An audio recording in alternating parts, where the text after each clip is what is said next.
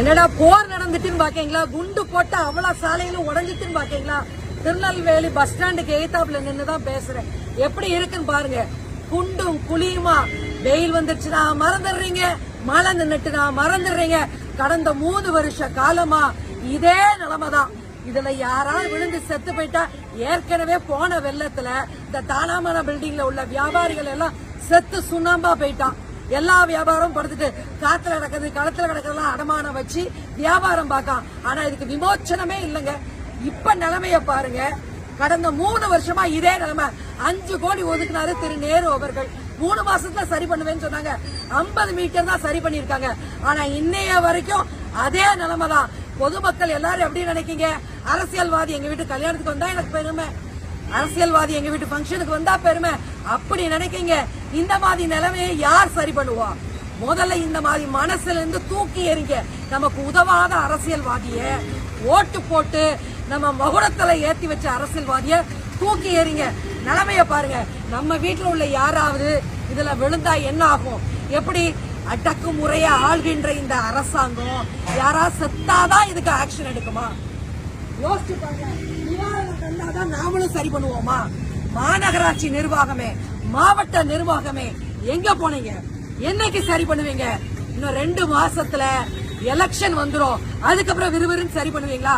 யாராவது விழுந்து செத்தாதான் நீங்க சரி பண்ணுவீங்கன்னா நான் முதல்ல விழுறேன். உங்களுக்கு எப்ப இந்த காது கேட்கும்?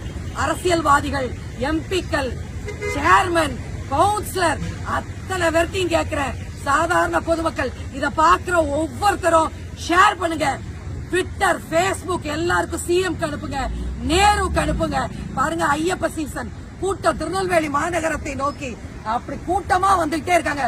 வேன் நிக்க இடம் கிடையாது. ரோட்ட பாருங்க. ஒரு சின்ன குழந்தை விழுந்துட்டுனா என்ன பண்ணுவீங்க? ஐயோ அம்மான்னு அந்த ஒரு நாள் நியூஸ் உங்களுக்கு. ஆனா அந்த குடும்பத்திற்கு இழப்பு. மாநகராட்சி நிர்வாகம் ஏதாவது தடுப்பு வச்சிருக்காங்களா?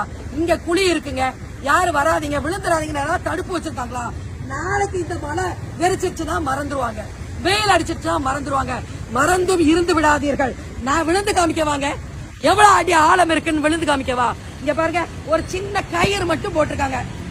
ஒரு வேன் வருது, உள்ள விழுந்துட்டா என்ன பண்ணுவீங்க?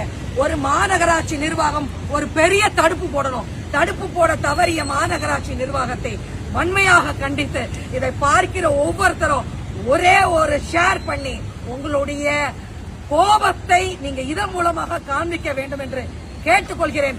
உங்களுக்காண்டி நான் குரல் கொடுத்துக்கிட்டே இருப்பேங்க. இதை பார்க்கிற ஒவ்வொரு இளைஞர்களும் இது சிஎம்க்கும் நேரு அவர்களுக்கும் ஷேர் பண்ணுங்க.